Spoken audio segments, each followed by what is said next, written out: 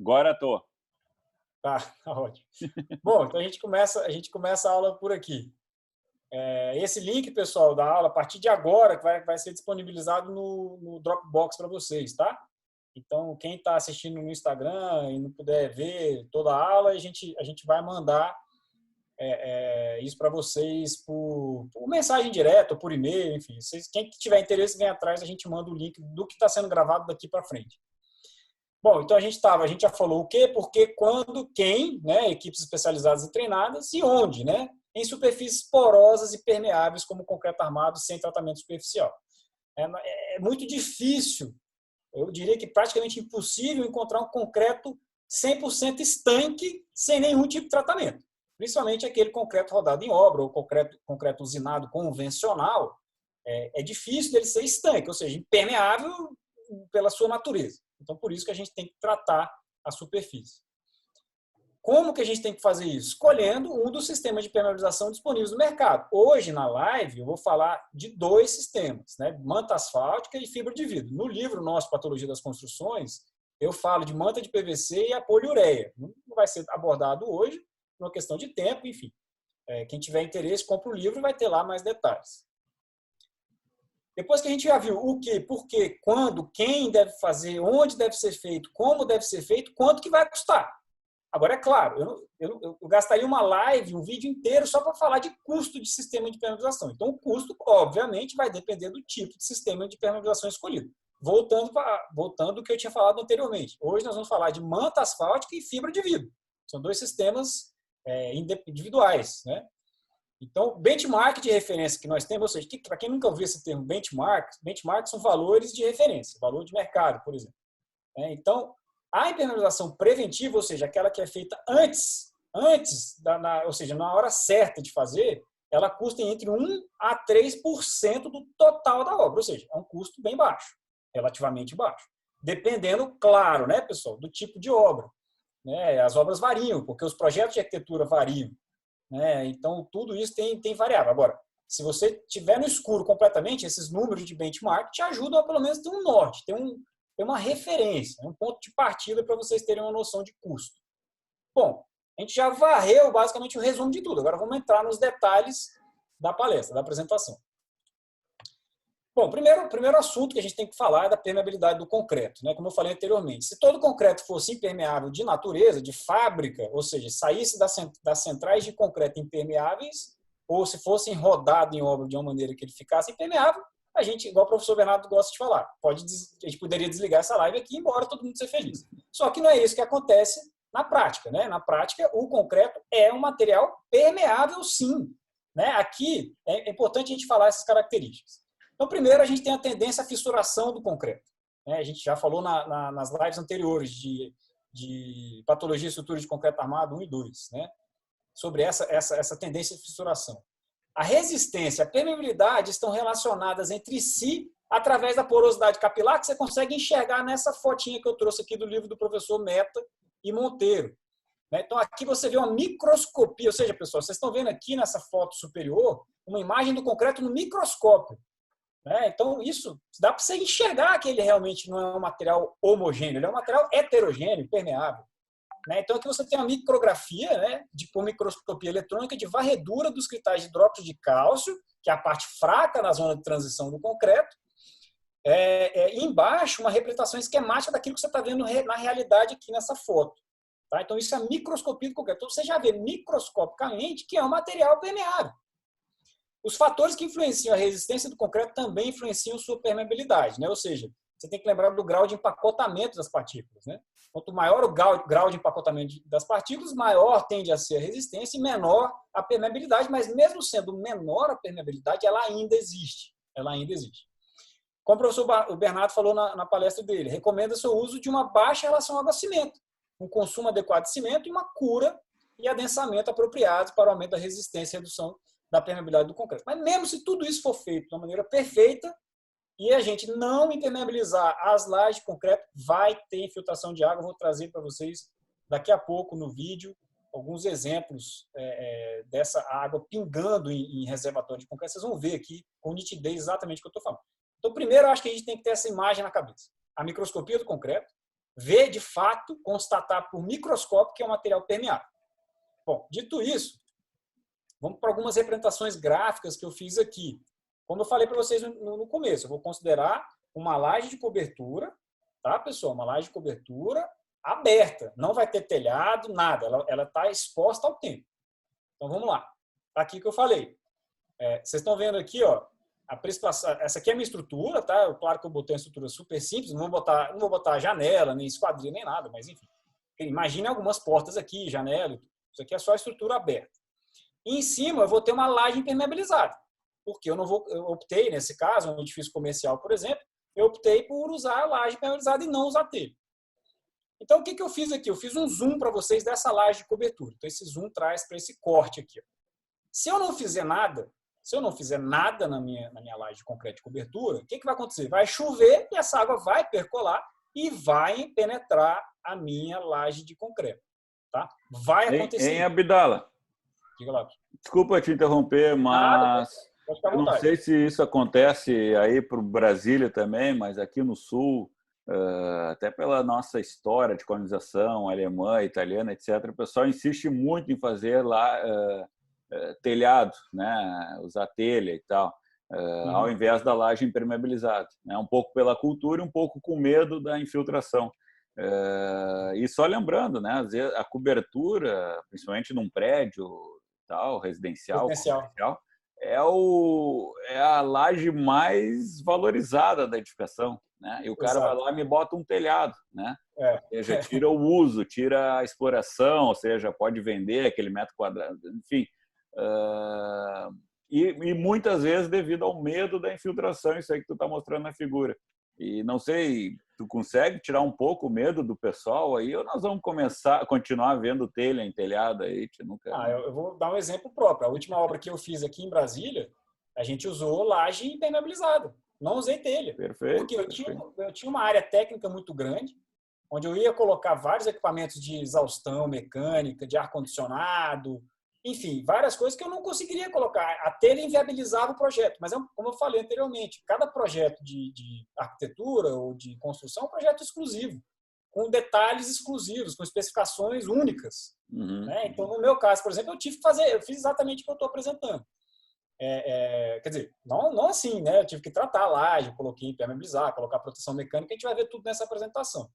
Alguns prédios residenciais aqui em Brasília, eu já vi uma parte coberta com telhado e outra parte aberta. Uma piscina de cobertura, por exemplo, né, num prédio residencial. Geralmente a piscina fica lá no último andar, até para a pessoa explorar a vista da cidade. Eles colocam... Então, dificilmente você vai ver uma piscina num prédio residencial coberta com telha. Então, pelo menos nessa área da piscina, ainda tem que ter um cuidado redobrado com tudo isso que a gente vai falar por aqui. Diga lá, professor Matheus. O senhor Bernardo tocou num ponto que é interessante sobre a laje de cobertura ser a mais valorizada, né?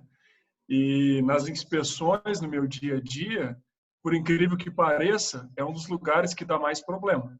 Então, quando eu vou fazer inspeção em edificações residenciais, sempre tenho que visitar algum apartamento de cobertura para olhar problemas de impermeabilização da laje superior para a cobertura, exatamente pelo fato de que as pessoas não fazem projeto de impermeabilização, não se preocupam nos detalhes e assim por diante. Perfeito, né? Mas vamos assim dizer, a cobertura, sem dúvida, a parte do prédio está mais submetida a variações térmicas, a movimentações desse sentido, e que pode fissurar e que pode causar problemas. Mas se deu uma infiltração, se deu algum problema, é por uma falha de projeto ou de execução. Então, por isso que eu estou pedindo para a Abdala dar uma focada nisso, porque nós temos que parar com isso, nós temos que usar laje impermeabilizada para valorizar mais os empreendimentos e tal. Né? Claro, nada contra algum projeto arquitetônico, que nem a Abdala disse, ele quer usar, fica à vontade, quem sou eu. Mas eu acho que a gente não pode partir para essa solução por medo de uma infiltração. Vamos fazer um bom projeto e uma boa execução, né?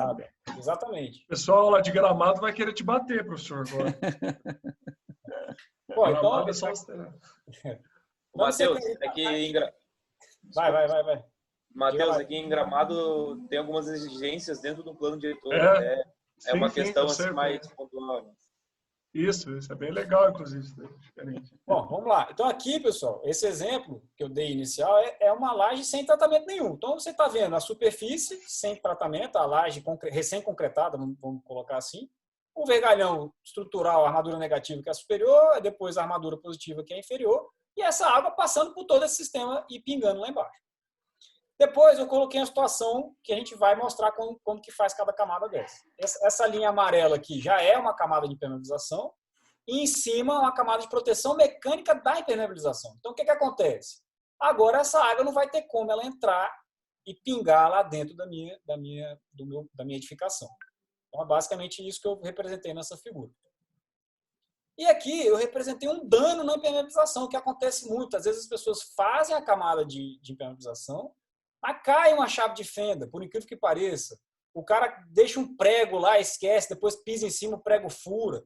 Então, se tiver um dano, é o que está sendo mostrado aqui, um pequeno dano numa camada de impermeabilização, o que vai acontecer? A água vai achar o caminho dela e vai continuar entrando dentro da sua estrutura. Claro que não na mesma intensidade disso aqui.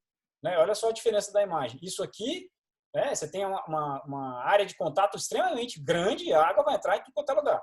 Para isso aqui, que é um dano. Mas mesmo com dano, você vai ter dor de cabeça, você vai ter problema, você vai ter que descobrir aonde está. Eu já vi que teve gente no Instagram perguntando aqui como é que você corrige. O primeiro passo, pessoal, é descobrir onde é que está o diabo do dano. De onde é que vem a origem do problema. E às vezes isso é um trabalho hercúleo, um trabalho de detetive, até você conseguir achar. Eu vou mostrar alguns exemplos, vocês vão ter uma imagem mais clara disso que eu estou falando.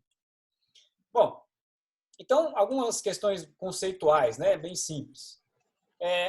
A impermeabilização na construção civil tem como objetivo de impedir o transporte indesejável de águas, né, fluidos e vapores dos materiais e componentes, podendo atuar na contenção, no direcionamento desses elementos para algum local que se deseja.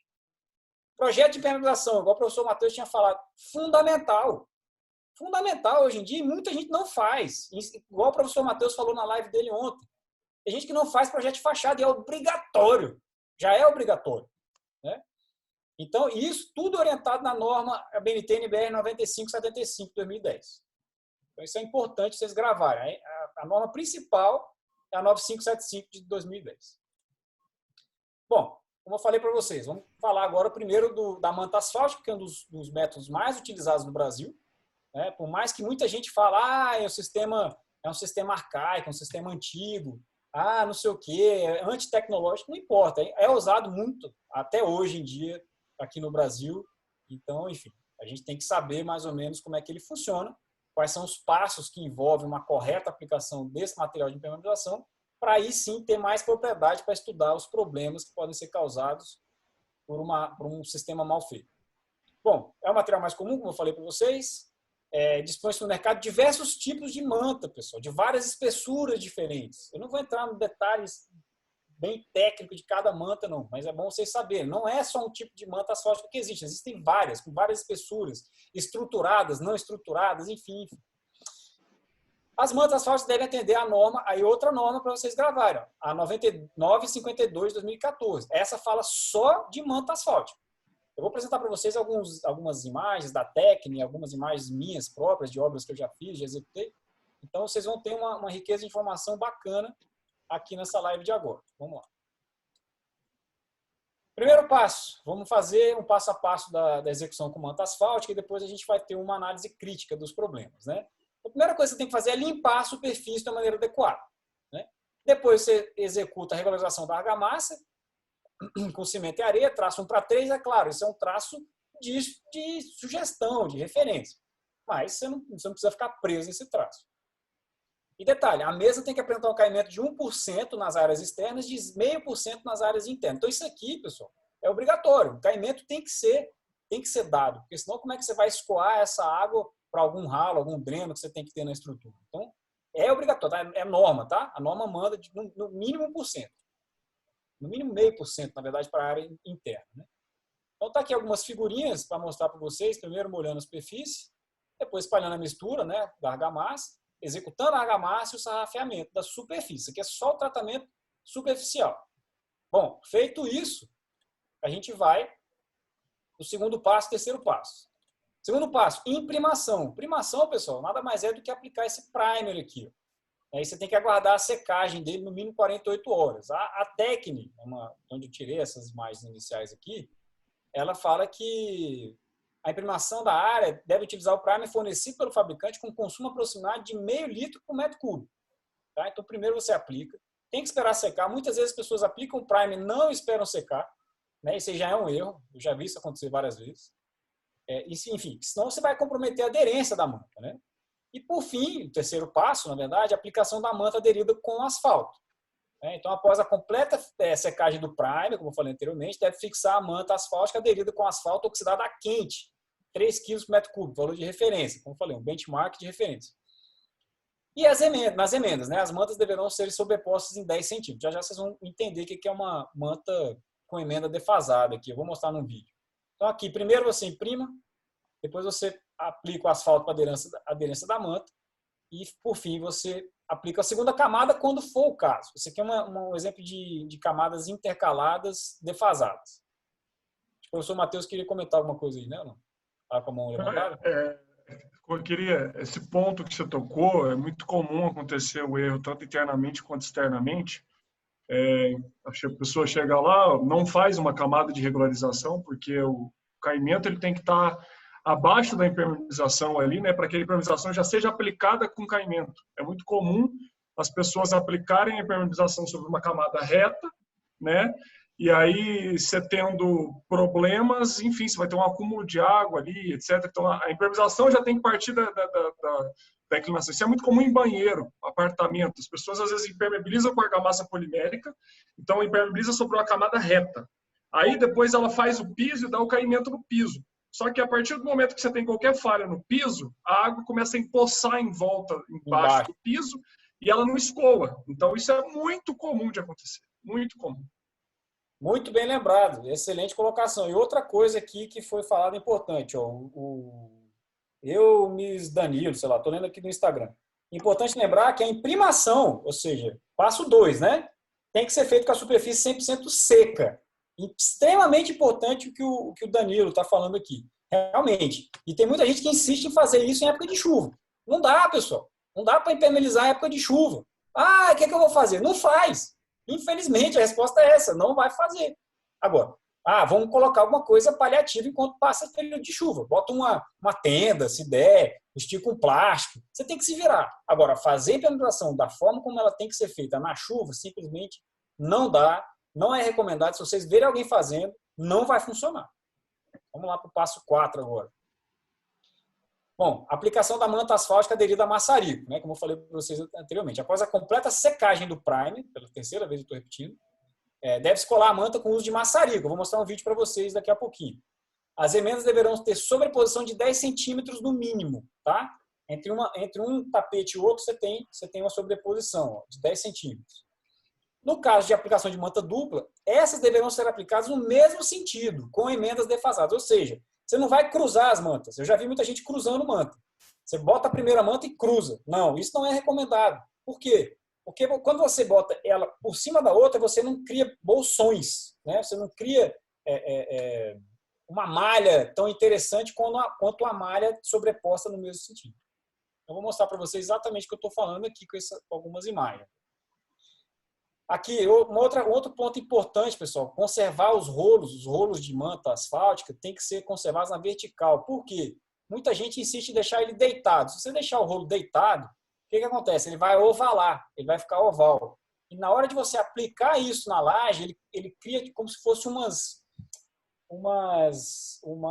em inglês chama bump. Ele dá uns bumps, assim. E aí esse ponto é um ponto frágil na impermeabilização. Então, pode reparar, a grande maioria tem que ser estocada na vertical.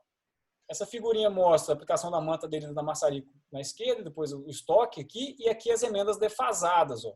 Repara, o que é isso? A camada de baixo está aqui, ó. Vou fazer com o mouse. Essa é a camada de baixo. Já a camada de cima vem para cá. Isso é defasado, isso é uma emenda defasada. E uma cobre no mínimo 10 centímetros a outra. Entendeu? Então, isso aqui é um sistema com manta dupla, intercalada, defasada. Tá aqui um outro exemplo, ó, queimando o tardóis da manta com maçarico. mostrar um vídeo rápido para vocês dessa execução.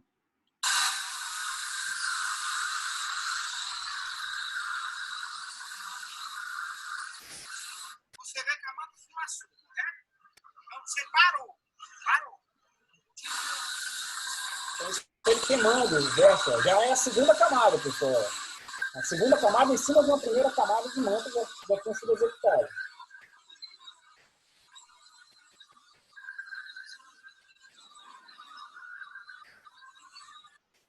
Agora, uma das coisas que eu critico, por exemplo, nesse sistema, e que eu nunca vi uma ferramenta, pelo menos nunca vi sendo utilizada, repara que ele vem pisando, ele vem queimando a manta. Vou até passar esse vídeo de novo, baixar um pouco o som. Na execução, ele vem pisando, o pé dele pisa em determinadas áreas. Ó. Ele não, você vê que ele dobrou, ele queimou, ele dobrou. Só que aí, na hora de pisar, eu já reparei isso na execução de todas as mantas que eu já vi, não pisa por igual, ele não aperta de início por igual. Então, isso eu acredito que poderia ser um sistema que pode ser melhorado em algum aspecto. Você vê que ele vem pisando aqui, ó, ele pisa aqui, mas ele não pisa nessa área aqui, por exemplo. Esse mesmo vídeo dá para a gente ver. Né? Então, é uma crítica minha pessoal. Eu, particularmente, eu acho que poderia ter uma ferramenta, até no livro eu apresento uma ferramenta que eu criei na minha cabeça lá, eu fiz um desenho dela, de algo que distribuiria melhor a pressão em cima da mão. Porque a maioria dos casos você vê só o pé do operário, mesmo do operador, apertando ela com o pé e não aperta por igual. Bom. Abdala? Um outro processo que também é bastante usado até para aumentar a vida útil, né? Porque a vida útil de sistemas de cobertura, a gente está falando em 20 anos hoje, né? Para edificações residenciais e tal. E depois que eu botei um piso em cima, quase que eu tenho que garantir a vida útil do sistema de impermeabilização por 20 anos, né? O que dificulta para algumas, enfim, as empresas normalmente não vão até os 20 anos, né? O mercado aí o que mais costuma é dar garantia de 5 anos e tal. E aí nós temos opções de mantas de maior espessura ou até de colagem dupla, né? Não sei se tu vai falar um pouco sobre colagem dupla e tal. Até exato, ali no bate-papo, ali acho que a Thaís está perguntando, né, quando executar a manta dupla, ou seja, duas camadas perpendiculares, né, não é uma em cima da outra, é uma camada no sentido... Pois mas isso aí a norma não recomenda muito, né, que eu falei de manta cruzada. A gente não deve, a norma pede para não cruzar, ela pede para intercalar. Né? Então, é até ruim de fazer com a mão, mas você tem a primeira camada aqui, a segunda vem aqui. Ela não faz assim. Certo. Ela vem assim. Então, isso é recomendação normativa. Agora, claro, eu já vi gente cruzando. Mas a rigor, está errado em termos de norma. Né? E aí a gente conseguiria chegar nos 20 anos de vida útil, não de garantia, mas de vida útil? O problema é que a vida útil, professor, depende muito da utilização do sistema. Né? Então, se for aqui eu vou mostrar 2 exemplos. Tráfego normal e tráfego pesado. Para você ter ideia, acho que nesse próximo slide já vai ter uma imagem. Se for tráfego pesado numa laje, eles recomendam até armar com tela metálica a camada de proteção mecânica sobre a camada de impermeabilização. Agora, tem muita gente que faz o quê? Faz inicialmente normal, sistema impermeabilizado com uma camada fina de proteção mecânica e aquela laje no futuro acaba virando tráfego pesado. Aí o que acontece? Vai danificar a manta mais rápido. E aí ninguém segura. Depois que usa da maneira que não deveria usar, e o mau uso de edificações é uma coisa que acontece muito no Brasil, eu particularmente já vi estrutura de 50, 60 anos que o cara simplesmente resolveu colocar uma biblioteca no andar superior, encher de livro, uma sobrecarga que nunca tinha sido prevista. Então, enfim, acontece muito a questão de mau uso de edificações no Brasil, de estruturas, principalmente. Então, acho que o fator que vai determinar realmente a vida útil é como que essa estrutura vai ser utilizada. Se ela for utilizada da maneira correta, como deveria, ela dura os 20 anos. Ela dura, enfim, ela foi projetada para aquilo. Agora, se tiver mau uso, se tiver mudança de destinação da edificação, aí você mata a vida útil. Bom, teste da lâmina d'água. Também muita gente não faz, pessoal. Está escrito na 9575 que rege, né, as impermeabilizações com de estruturas com manta asfáltica. Então, aqui uma imagem, esse aqui é um teste que eu mesmo fiz de lâmina d'água na região que eu tinha impermeabilizado. Tem que deixar no mínimo 72 horas. Muita gente deixa 24 horas, depois passa o barco. Não é, tem que seguir 3 dias. Tá? São 3 dias que tem que deixar essa água acumulada lá e analisar, lógico, não é só deixar acumulada, você tem que analisar embaixo. Como é que está embaixo da minha estrutura depois que você está fazendo esse teste? Está tendo infiltração? Já é o tempo suficiente para infiltrar bastante água se tiver alguma falha. Por fim, a camada separadora, né? Então, deixa eu só... Por fim, não, que a gente ainda vai falar da proteção mecânica. Então, aqui você tem essa camada separadora, né? Um filme de polietileno. Vocês podem ver aqui. Ó. Então, primeiro eu tenho a minha camada de manta asfáltica dupla com emenda defasada. Então, é esse primeiro nível aqui. Depois eu entro com um filme de polietileno. Um plástico, pessoal. Um plástico, ele é relativamente fino até. E depois, por fim, a proteção mecânica. Em cima de todo esse sistema de impermeabilização. No próximo slide, a gente vai falar das proteções mecânicas que eu falei. Como eu tinha adiantado o assunto anteriormente. Trânsito normal. O que se recomenda com o trânsito normal? Executar argamassa, cimento e areia com traço 1:4. Claro, pessoal, mais uma vez, pode ser uma argamassa industrializada. Tá? Esse traço 1:4 é referência, não é obrigatório, é referência. Deverá ser prevista a execução de juntas longitudinais, no mínimo de 1,5 m por 1,5 m e transversais na argamassa. Eu vou mostrar uma foto melhor das juntas depois. E para trânsito pesado, como eu tinha adiantado anteriormente, recomenda-se uma espessura mínima de proteção mecânica, de 7 centímetros, pessoal. Existe laje de 9 centímetros. Para você ter noção. Você tem noção. 7 centímetros de proteção mecânica é muita coisa. Estruturada com tela soldada ainda por cima. Eu já vi poucas pessoas fazendo isso. Quase ninguém faz isso. Mas é o que preconiza, né? É o que deveria ser feito. E deverá ser prevista a execução de juntas de retração, quadros com dimensão mínima de 4 por 4 metros de dilatação perimetral. Então tá aqui, ó. Olha só, isso aqui é a proteção mecânica da impermeabilização armada. Aí, meu amigo, isso aqui é qualidade, tá? Eu gosto muito de falar de qualidade. Então, o serviço bem feito, o serviço pensado, planejado e tecnicamente bem executado, o resultado é muito melhor do que aquela coisa que a gente vê feita de qualquer jeito. Também tirei isso aqui da Tecni, né? Infelizmente, pessoal, eu não sei se vocês estão por dentro, mas a Pini parece que sumiu do mercado, né? Não sei se ela teve probleminha. Posso interromper de novo, Abdala? Claro, por favor. Desculpa eu te interromper mais uma vez. Não, pode falar à vontade, à vontade. Bom, primeiro, só falando da Pini, né? Ela tá tentando se manter. Ainda não fechou, né? Ou não fechou. Eu até, não fazendo propaganda, mas já fazendo, temos um livro lá de concreto autodensável com a professora Denise Dalmolin, né? E ainda está lá, ainda está sobrevivendo, né? Mas o que eu queria falar contigo, já tem algumas pessoas aqui no meu Face, aqui, o Marcelo Riga, o Cristiano Moisés, a turma gosta de usar uma camada de XPS ou EPS de alta densidade ali na proteção mecânica também para dar um desempenho térmico, né? Isso lá na cobertura, estou imaginando, né? Vocês estão colocando lá na cobertura para dar um desempenho térmico, o desempenho da cobertura é muito importante para a edificação. Não sei se tu pode falar um pouco sobre isso. Claro, não, e é até bom para aliviar a sobrecarga, né? Aqui a gente tem recomendação técnica de colocar 7 centímetros de espessura mínima quando você tem um trânsito maior. Quando você tem um trânsito maior, aí deve-se evitar o EPS, né? Porque o EPS é um material pouco resistente. Agora, quando você tem um trânsito normal, até para você aliviar um pouco a carga a sobrecarga de proteção mecânica, eu não vejo problema. Honestamente, não vejo problema. Fica bom, realmente. E só lembrando... E ajuda muito na questão acústica, térmica, enfim. O acústico nem tanto, né? Por ser um material leve, ele no acústico talvez no impacto um pouco, mas no ruído aéreo nem tanto. Mas, enfim, perfeito. E no térmico... É verdade. Mas eu, particularmente, se for falar de térmico, eu prefiro o poliuretano. Não é à toa que eu já trabalhei com uma telha termoacústica metálica.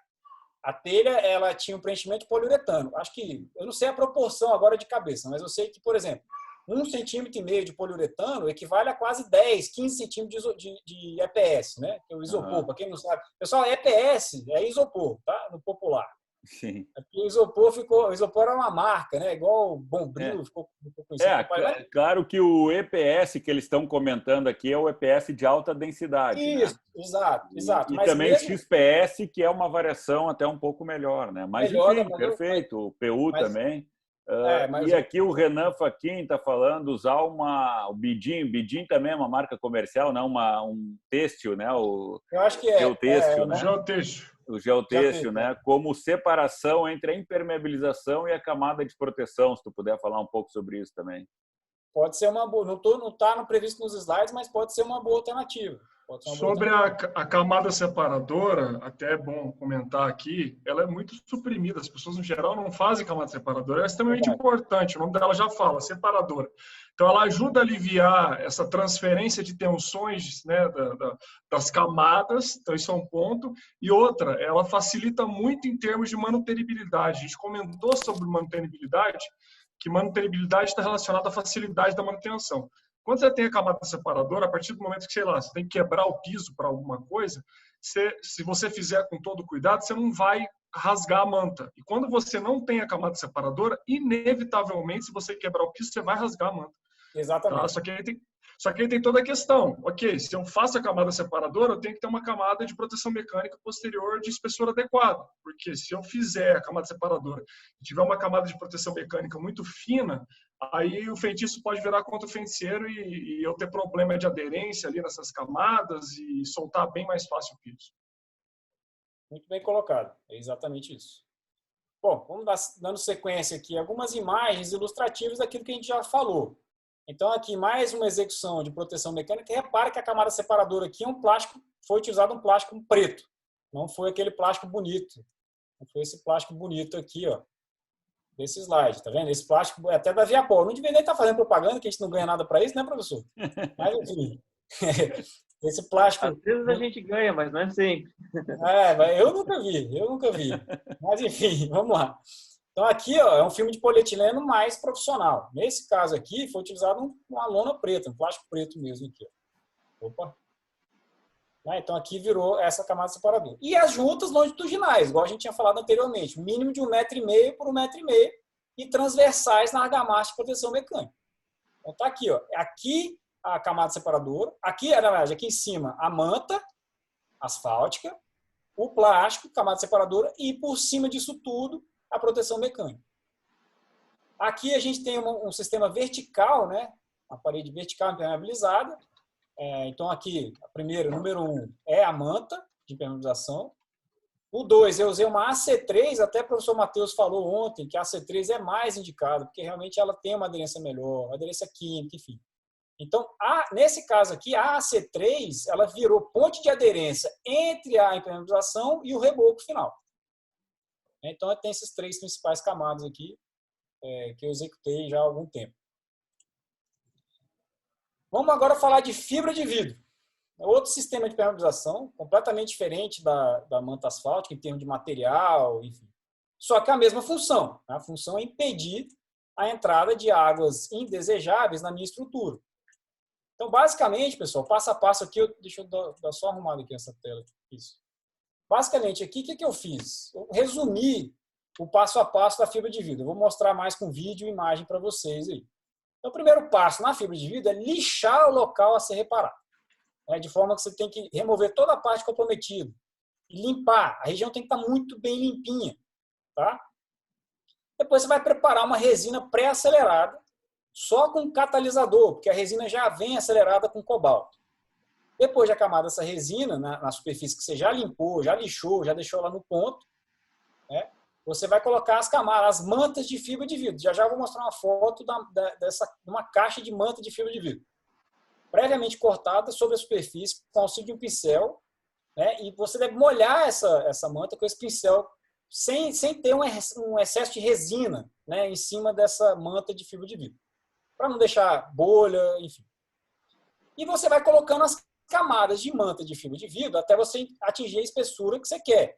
Só que você não deve colocar uma espessura muito, muito, muito grande, né? Muito espessa. Até para você evitar o aquecimento da resina. Quando você atingir a espessura que você quer de fibra de vidro, você passa de novo Você aguarda a secagem, né? Depois você espera para poder lixar a superfície. E, por fim, você aplica na superfície lixada mais uma mão de resina catalisada, como se você estivesse pintando, né? Para garantir que as fibras não terão contato com o agente agressor, o agente externo, a umidade, enfim, o cloreto, etc. E, por fim, você pode dar acabamento com a massa plástica sobre essa camada. Quem nunca viu isso aqui, eu acho que vocês vão lembrar quando der esse exemplo. Quem já viu aquelas piscinas pré-fabricadas, azuis, que ficam, geralmente o pessoal expõe naquelas lojas que ficam ao ar livre? Aquilo é fibra de vidro pura.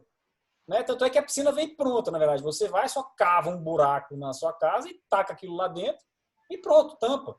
Aquela estrutura, não sei se vocês já viram isso, vocês estão acompanhando o que eu estou falando, mas aquela estrutura azul tem várias formas, né? Tem redonda com outro pedaço para poder entrar, etc. Então, aquele material que vocês estão vendo, que fica geralmente exposto nas ruas, em pé, bem grandão, assim, já para você colocar na sua casa para usar como piscina, aquilo é fibra de vidro. Agora eu vou mostrar para vocês ela funcionando aqui. Ó. Bom, então aqui na esquerda eu tenho essa foto. Tá? Essa manta branca que vocês estão vendo aqui é a manta de fibra de vidro pura. Aqui, ó, Fiberglass Chopped Strand. Então ela vem nessas caixas aqui. Você abre a caixa e vai ter como se fosse um cobertor, né, de fibra de vidro. E aí, embaixo da fibra de vidro já tem uma camada de resina. Depois você vem, passa essa camada, esse cobertor, e por fim você vem com a resina por cima. Tá? Igual está sendo aplicado aqui. Ó. Então, isso aqui é o acabamento final com a resina sobre o cobertor de fibra de vidro. Agora, pontos negativos do sistema. É muito, muito tóxico. Então, quando for fazer esse tipo de serviço, pessoal, tem que ter muito planejamento para você poder criar forma de ventilar isso aqui. Tá? Se não tiver bem ventilado, se o ambiente for fechado, a chance de ter desmaio de funcionário, de gente passar mal é muito grande. Essa resina ela é muito tóxica, ela é perigosa. Então tem que tomar muito cuidado. Agora, é claro, usando o EPI necessário, máscara, luva, respirador, ventilador para ventilação, tudo não acontece, não tem problema nenhum. Ela funciona, na minha opinião, muito melhor que a manta asfáltica, só que ela é muito mais cara, é um sistema muito mais caro. O cara fica loucão, o cara fica loucão e ainda mata o coronavírus. Fica loucão, mas fica loucão. Ela é um material bem tóxico. Aqui na esquerda um vídeo da aplicação da resina sobre esse cobertor de fibra de vidro. Olha lá, você vê que ele mergulha o rolo, né? E passa e vem aplicando em cima desse fibra de vidro que vem nessas caixas aqui. E particularmente, pessoal, volto a repetir.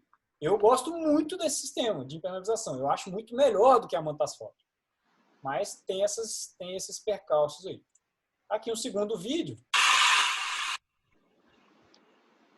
Esse barulhão aí são os ventiladores. Isso aqui foi na época que eu executei.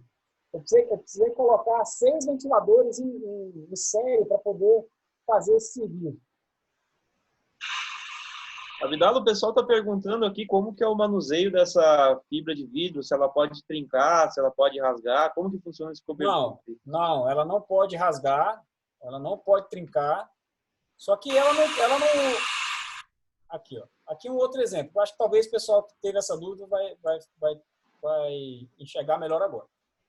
Como eu falei no começo da apresentação, você pode usar impermeabilização em reservatório. Então aqui, ó, foi um reservatório que eu fiz também, só que foi um reservatório enterrado, né? Onde eu não poderia ter perda d'água. Por quê? Como é um reservatório de água, se você tem perda d'água no reservatório de água, você vai gastar muito mais com a conta de água, obviamente. Né? Você vai estar perdendo água se o sistema de impermeabilização não for muito bom. Então, como eu não estava podendo ter esse risco, eu apliquei a fibra de vidro aqui no final. Então, vamos lá. Primeiro, eu fiz uma laje de apoio da estrutura, concretei a minha base do reservatório, subi com a alvenaria estrutural, essa foto aqui. Depois eu fiz a laje superior, a tampa do meu reservatório, concretei.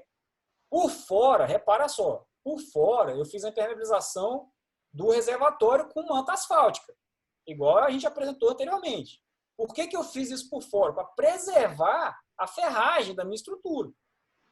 Né? Eu não quero que a água percola, que na hora que chove, eu não quero que essa minha ferragem toda da minha estrutura, dos pilares, da laje, até da laje superior, eu não quero que essa água entre em contato com a minha estrutura aqui. Então, por isso que eu impermeabilizei por fora com manta asfáltica. E por dentro, para eu não ter a perda d'água, eu fiz com fibra de vidro.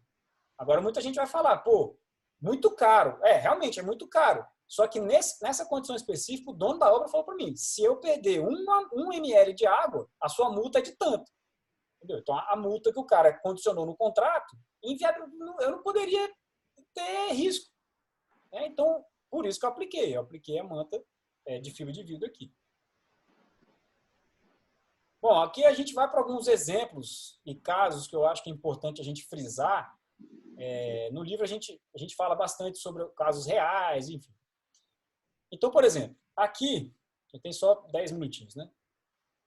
O que eu acho que é importante falar nessas imagens? Primeiro, quando a estrutura está bruta, vamos dizer assim, sem pintura, sem revestimento, sem nada, fica mais fácil, por isso que eu trouxe essas imagens aqui, fica mais fácil você ver os problemas de água, de infiltração. Olha só, em canto de parede, você vê bem a diferença de coloração. Ó. Então você fala, bom, eu tenho que olhar essa área aqui. Em junta de dilatação, pessoal, outro ponto extremamente importante. Olha só como é que fica mais escuro. Quando a gente testa jogando água na parte da estrutura, essa parte ela fica bem nítida aqui. Fundo de laje nervurado, ó. Você vê essa mancha mais escura aqui, isso é água. Você tem que estancar a estrutura. Ao lado de tubo fissurado, ó. Então fica mais escuro também. Fundo de laje, encontro de laje de parede. Ó. Aqui, esquadria logo abaixo da cobertura, olha só. Então a gente eu fiz o teste de estanqueidade nessa esquadria, por exemplo. Joguei água por fora e vi o que acontecia. Para eu determinar o que eu precisava fazer antes de entregar o prédio, antes de tudo. Então eu joguei água por fora, olha só, e a água infiltra mesmo. Eu tive que falar com o pessoal lá da esquadria e tal, ó, vamos resolver isso aqui. Aqui um outro exemplo, pessoal, olha, quando vaza, esse aqui já é um outro reservatório, não é aquele reservatório que eu mostrei para vocês com fibra de vidro, não. Foi um outro reservatório inferior que eu fiz, só que esse não era enterrado, esse era suspenso, né, sobre laje. E aqui como que a infiltração aparece, ó, tem gente que não acredita. Isso aqui estava impermeabilizado por dentro, tá? Olha só.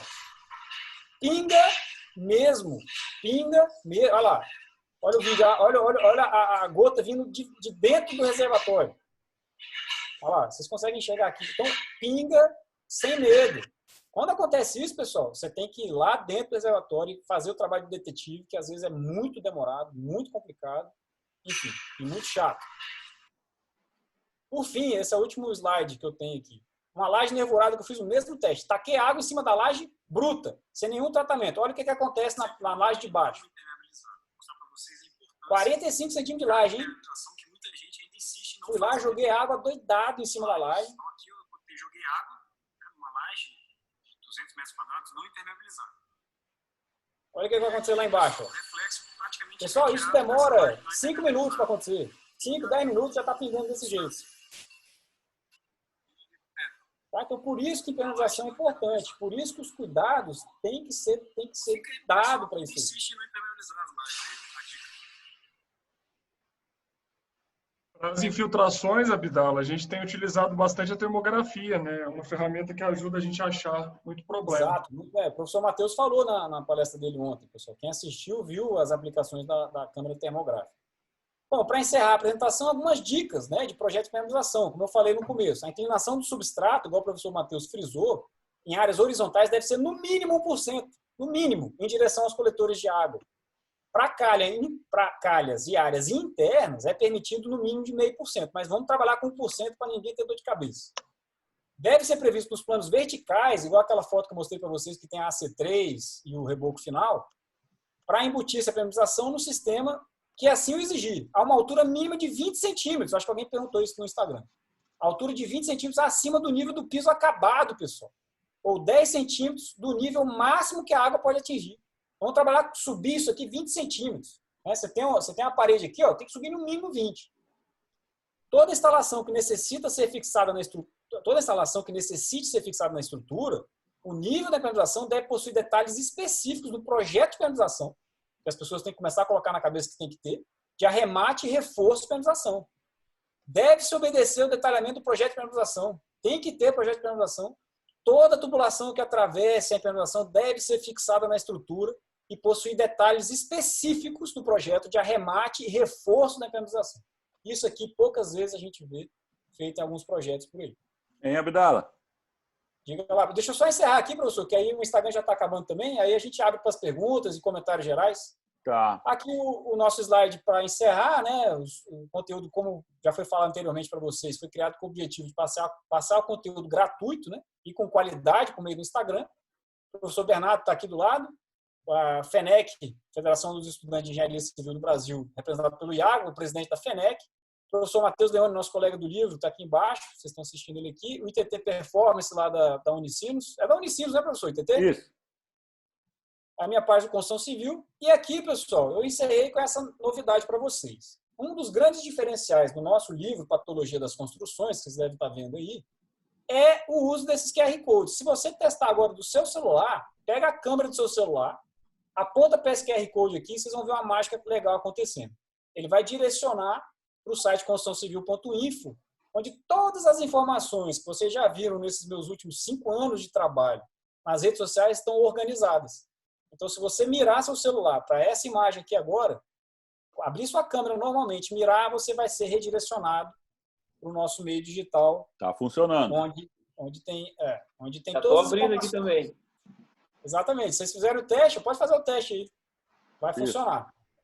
Tá? Então, essa é uma das grandes inovações que a gente trouxe para a engenharia civil no país, que foi realmente ter colocado isso dentro de um livro técnico que começa desde patologia das fundações, depois vai para patologia das estruturas de concreto armado, patologia das alvenarias, patologia dos revestimentos, patologia das coberturas e impermeabilizações, que eu acabei de trazer alguma coisinha para vocês, e fecha com um capítulo do professor Matheus Leone, de inspeção e diagnóstico na construção civil. Então, ficou um livro extremamente completo e eu acho que vocês vão gostar. Agora, eu deixo aberto aqui para perguntas, professor Bernardo. Antes de tu fechar aí, tu já está fechando? Não, tem mais 5 Rapidinho, sobe, Dala. Nós estamos aí definindo o que vamos fazer semana que vem. Então, eu deixei aqui uma enquete. Vocês devem ter visto uma enquete. Aqui o pessoal do Zoom deve ter visto uma enquete, né? Que só pegou o pessoal do Zoom, né? Que era qual é o tema da semana que vem? Tecnologia do concreto, qual é o desempenho das construções ou aprofundar a patologia. E eu vou deixar essa enquete também lá no meu perfil do Instagram, o @BernardoTutiquian. Já está lá no @ITTPerformance. Eu imagino que vocês também vão deixar, FENEC, Matheus e Construção Civil, Abdala, né?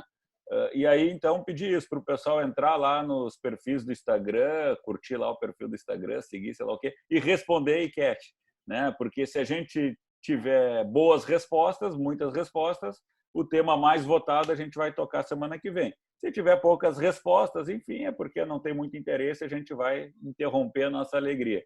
E se o tema mais votado, democraticamente, né, vai ser o tema que a gente vai definir. Acho que até amanhã a gente está divulgando aí para todo mundo qual foi o tema escolhido, qual foi o tema mais votado, que a gente vai continuar semana que vem e detalhando um pouco mais a programação da semana que vem, né? Excelente, professor. Excelente. A gente tem mais uns 2, 3 minutinhos aqui no Instagram. Uma pergunta que o Diego Mola fez. Diego Mola, como eu faço para conseguir o livro? Diego, a gente manda o link para vocês, tá? A gente já publicou esse link várias vezes, mas manda uma mensagem por direct no Instagram que eu te mando o link da compra do livro. Uma outra pergunta do Gabriel Parra. Qual foi a tratativa das infiltrações na laje nervurada? Estou com o mesmo problema. Gabriel, no caso da laje nervurada, não tinha sistema de tratamento nenhum, tá? Não tinha sido impermeabilizado. Então, a correção foi impermeabilizar com manto asfáltico. Tá? Aquele exemplo que eu te falei. Por que eu fiz aquele teste que eu mostrei no vídeo anterior? Porque era uma laje que ia ser uma cozinha. E toda cozinha precisa ser lavada, né? Então, se você vai lavar uma área, você tem que impermeabilizar ali. Porque senão você vai infiltrar na parte de baixo. Embaixo era uma garagem. Imagina, eu tenho uma cozinha que é lavada com frequência, sem impermeabilizar, e o vizinho de baixo da cozinha é uma garagem. Não tem como. Eu tenho que impermeabilizar, porque senão vai dar problema. Tem uma pergunta aqui que está recorrente, Abdala. A Maressa Menezes, lá no meu Face, também aqui o nosso amigo aqui... não sei o que eu fiz no Face agora. E o nosso amigo aqui, o Robson, aqui no Zoom, se a fibra de vidro é tóxica para a água, né? Ou seja, não durante a aplicação, mas já em uso, se é uma boa pergunta. Não, ela pode não contaminar alguma coisa a água, e se ela também é uma impermeabilização rígida, ou seja, se pode ser usada em locais de... Calma aí que está dando. E se pode ser usada em locais com variações térmicas, etc. Ela é rígida, tá? Não significa que ela não seja, ela é rígida, mas não é tão frágil. Ela quebra com mais facilidade do que a manta asfáltica. Vamos colocar dessa maneira que eu acho que fica mais fácil de entender. Eu vou ter que encerrar no Instagram aqui, professor. Já continua essa pergunta. Vou ter que encerrar porque eu tenho 50 segundos aqui agora. Então, pessoal do Instagram, peguem o link do Zoom. A gente vai continuar mais um tempo batendo papo e respondendo dúvida aqui. Obrigado a todos vocês que viram. Show de bola. Essa semana foi bem produtiva. Enfim, é isso. Obrigado por tudo e até as próximas lives e Zoom. 40 vagas no Zoom, hein? Tem mais 40 vagas ainda, hein? Aqui a gente teve 1.235. Foi bem parecido com o de ontem. Bem parecido mesmo. Bom, então vamos voltar aqui. Agora que eu não preciso ficar segurando câmera nem nada. Deixa eu tirar isso aqui. Bom, então vamos lá. A fibra de vidro é um material que quebra com a facilidade mais fácil, né? A manta asfáltica, claro, ela tem uma maleabilidade muito maior, né? Quanto a isso, eu não tenho dúvida. O que mais que foi parte da pergunta, professor? Esqueci aqui. Se é tóxico. Isso, se é tóxico para a água, né? Ou seja, se a água potável pode ser contaminada por algum resíduo que sai ali. O que se recomenda é o seguinte, esperar o sistema ficar bem... Depois que você executou, deixar o sistema secar o mais tempo possível. Tá? Limpar... O que tu chama de mais tempo possível? Aí, isso é uma pergunta boa, porque o último sistema que eu executei, eu deixei uma semana. Eu deixei uma semana aquilo respirando. Tá? Porque realmente é um material muito forte, é uma resina muito forte. Então, eu deixei uma semana sem nada dentro, sem água, sem nada. Depois eu enchi o reservatório uma vez, deixei aquela água mais uma semana, joguei toda aquela água fora, joguei a primeira rodada de água fora, esperei mais uma semana com ele vazio, depois eu enchi ele de novo. E aí não tem problema. Agora, o que você não pode fazer é executar o sistema, no dia seguinte tacar água e botar o corpo para beber. Uhum. Aí não, ou tomar banho. Mas tendo esses cuidados, não teria nenhum risco para água potável, então? Não vejo. Eu, particularmente, desconheço. Uhum. Eu não sou especialista só em fibra de vidro. Eu já executei o sistema por mais de 2 vezes e esse foi o método que eu usei. Nunca tive problema nenhum.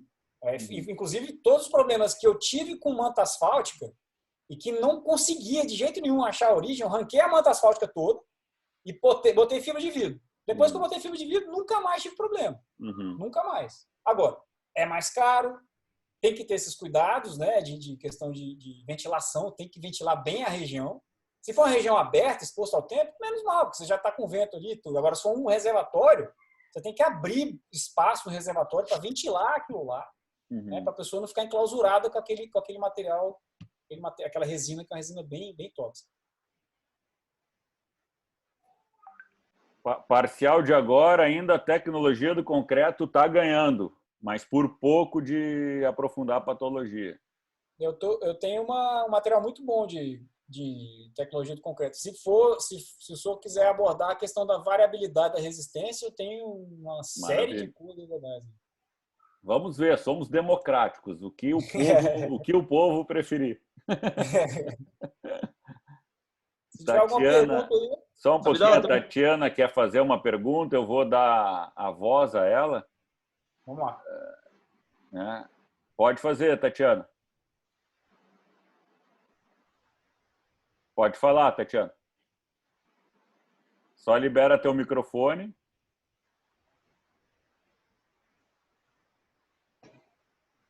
Tá conseguindo ela? Ela está com a voz, mas ela está com o microfone fechado. Ela tem que abrir tem que ensinar ela como é que abre.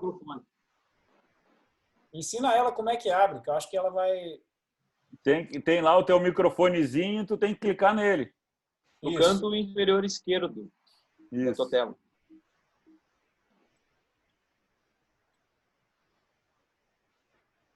Bom, enquanto a Tatiana está tentando aí, tem uma pergunta muito boa aqui. Agora ela liberou. Vamos ver se ela vai.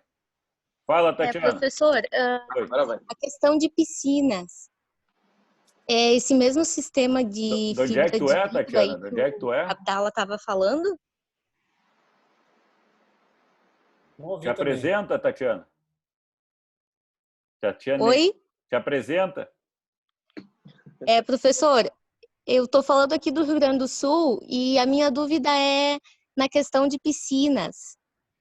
Esse mesmo sistema que o Abdala estava explicando do reservatório é o que normalmente é usado para impermeabilização de piscinas ou ainda pelo Não. fator custo acaba sendo a manta asfáltica? Acaba sendo, a grande maioria dos casos, acaba sendo a manta asfáltica. A manta asfáltica é muito mais barata, tá?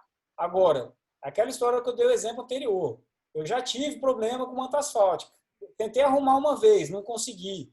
Tentei a segunda vez, não consegui. Continuou vazando. O que eu fiz? Apelei, porque o meu custo de retrabalho estava sendo grande.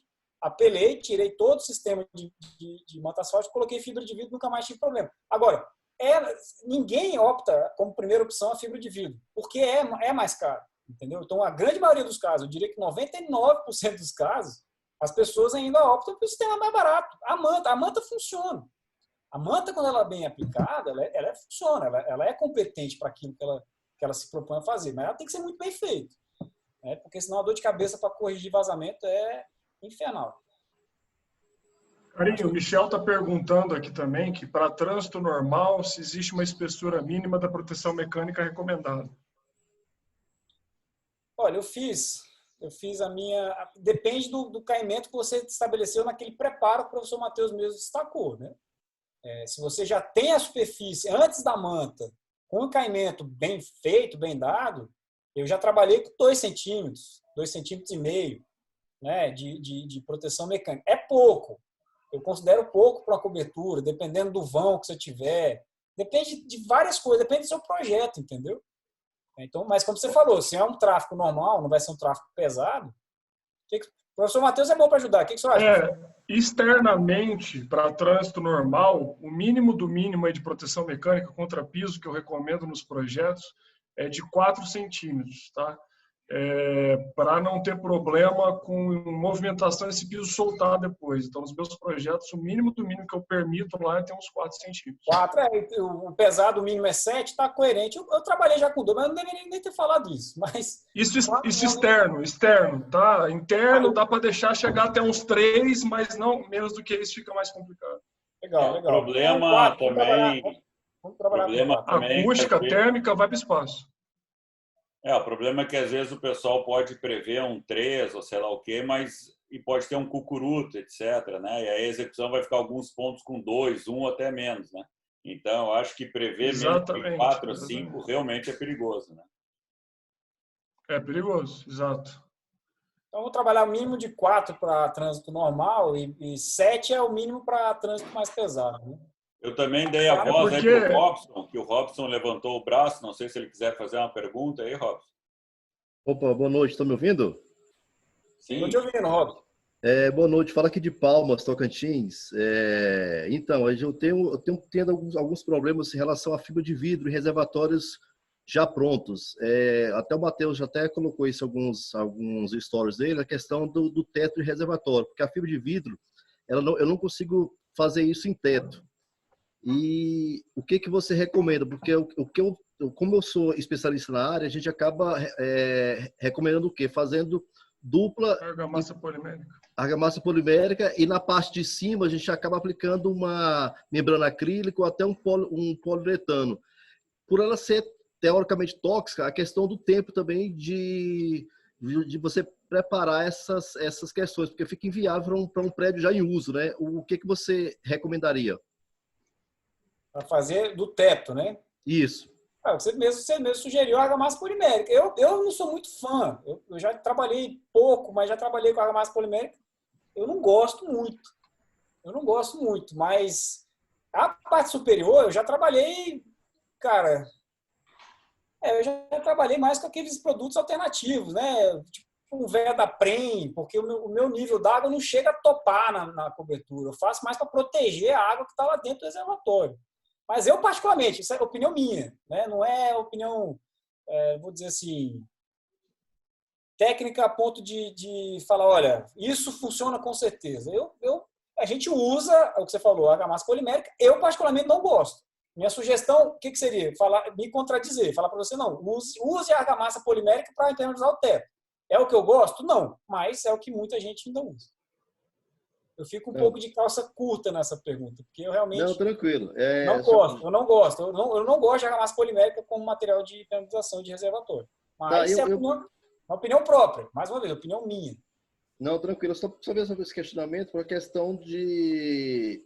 porque como eu tenho água também de cobertura, ela acaba segurando também um pouco mais a pressão negativa também para não entrar dentro do reservatório, porque geralmente o pessoal não faz uma impermeabilização adequada da laje de cobertura, né? Como já foi citado aí na sua palestra. Total. Exato.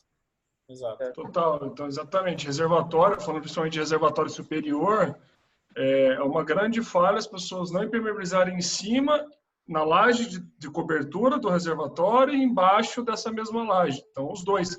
O reservatório, gente, eu já mostrei várias vezes nos meus stories, até nesses últimos tempos, caso, a gente está fazendo a recuperação agora de alguns reservatórios e o reservatório está sem água, porque a gente está recuperando, inclusive teve um que está sendo feito reforço, que eu tenho mostrado, agora as obras pararam aí, né, por causa da questão que a gente está tendo.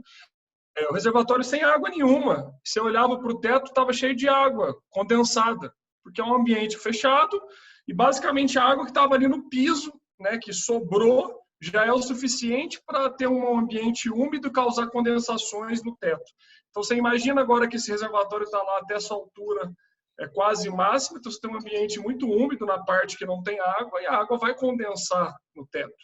Então, se você não tiver a impermeabilização, essa água da condensação vai ter um contato direto com o seu concreto armado ali, você vai ter um problema grave de corrosão. Depois, inclusive, nesse caso que eu falei, a gente está fazendo reforço exatamente por isso. É claro, tem toda a questão do cobrimento e etc. nisso, né? E aí a iluminação de cima também que é extremamente importante. Mas qual que você recomenda, professor Matheus? Complementando um pouco isso. Não, porque, professor Matheus, qual o material que você acha melhor para impermeabilizar o teto? A argamassa polimérica a argamassa polimérica é o mais barato e que vai te dar um resultado legal. Esse é o ponto, né? O mais barato. Eu não consigo, eu não gosto, eu já tive problema com a argamassa polimérica. Às vezes eu tive falta de sorte com a questão da mão de obra, mas eu particularmente, realmente, eu não gosto. Mas eu concordo que é o que realmente usam, né? É o que eles usam. Só falando um pouco do risco, né? O reservatório de água, né? Com concreto armado, é muito complicado devido à corrosão, porque eu tenho um ambiente fechado, um ambiente com cloro, né, que se usa para tratamento da água, então eu tenho um ambiente com cloro, né, sem ventilação, né, e com alta umidade relativa. Então eu tenho ali, e também isso acontece em piscinas aquecidas, então nem se fala, né, que eu tenho um ambiente fechado e tal. Então, ali eu tenho um ambiente acelerado para corrosão, né? Então, claro, quando estiver submerso, quando o reservatório está permitindo ali as paredes, a base do reservatório, tudo bem, submerso não há corrosão. Mas no teto e na parte superior das paredes, eu tenho uma corrosão aceleradíssima, né?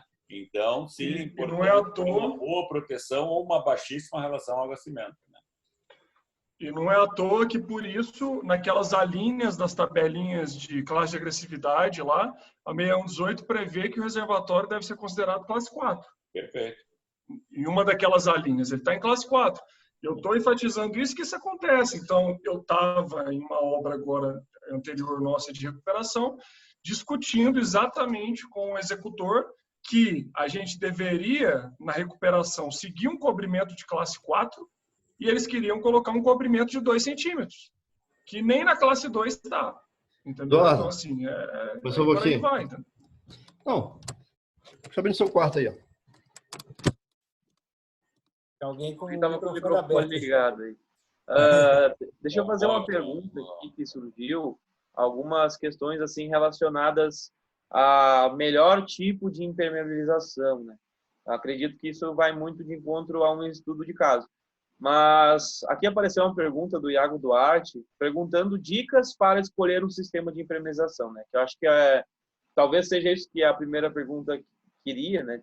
Tinha um intuito. Não, Mas essa dica, direciono isso para todos vocês, para explicar um pouco como funciona. a dica, na verdade, as pessoas... Primeiro fator que as pessoas procuram, custo. Preço. Quando você chega com uma solução que é a melhor do mundo, mas é o dobro, triplo, 4 vezes o valor de outra solução, a pessoa não vai. A não ser que o nível de construção dela, ela cobra muito mais caro para entregar uma qualidade muito maior.